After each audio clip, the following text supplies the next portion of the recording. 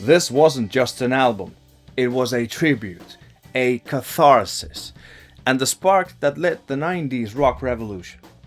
When Temple of the Dog emerged in April 1991, it wasn't chasing fame, it was chasing healing.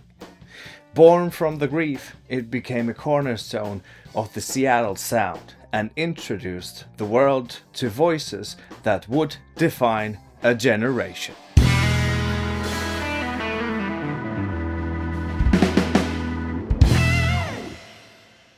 Welcome to Album of the Week, where we dig into the records that shook the world.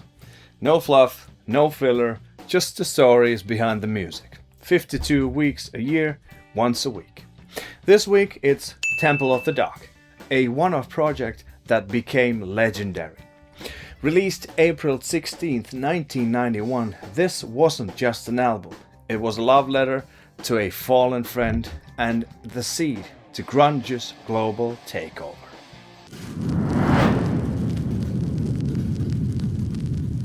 The early 90s were a turning point.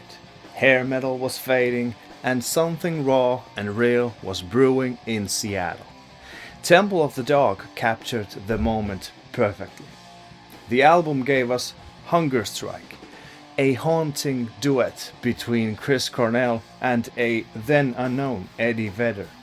It gave us Say Hello to Heaven, Cornell's heartbreaking tribute to Andrew Wood, and Call Me a Dog, pure vulnerability wrapped in grit. Why revolutionary? Because it wasn't about charge. It was about emotion.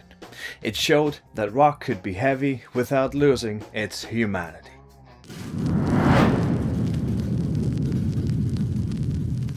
The lineup was a dream team before anyone knew it.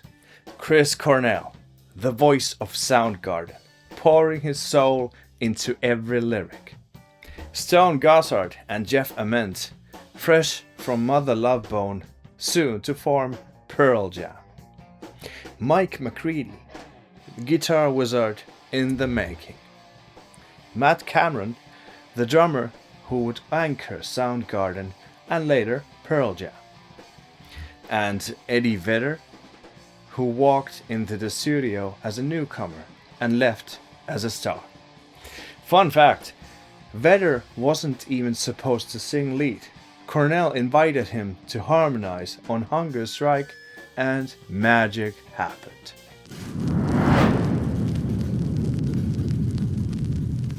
Here's the lore. The album was a tribute to Andrew Wood, the charismatic frontman of Mother Love Bone, who died of a heroin overdose in 1990. Cornell was his roommate and close friend.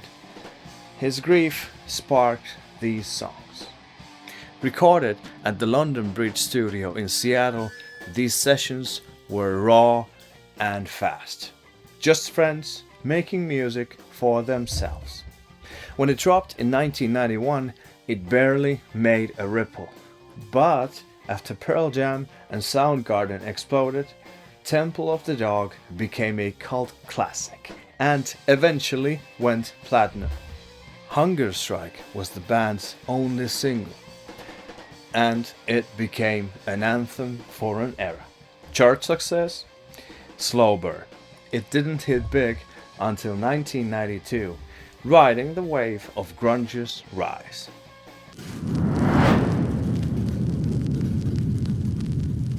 Why does it still matter? Because Temple of the Dog is the heart of grunge, the purest expression of friendship, loss, and hope in a scene often defined by chaos. Without this album, there's no Pearl Jam as we know it, no blueprint of grunge's emotional depth.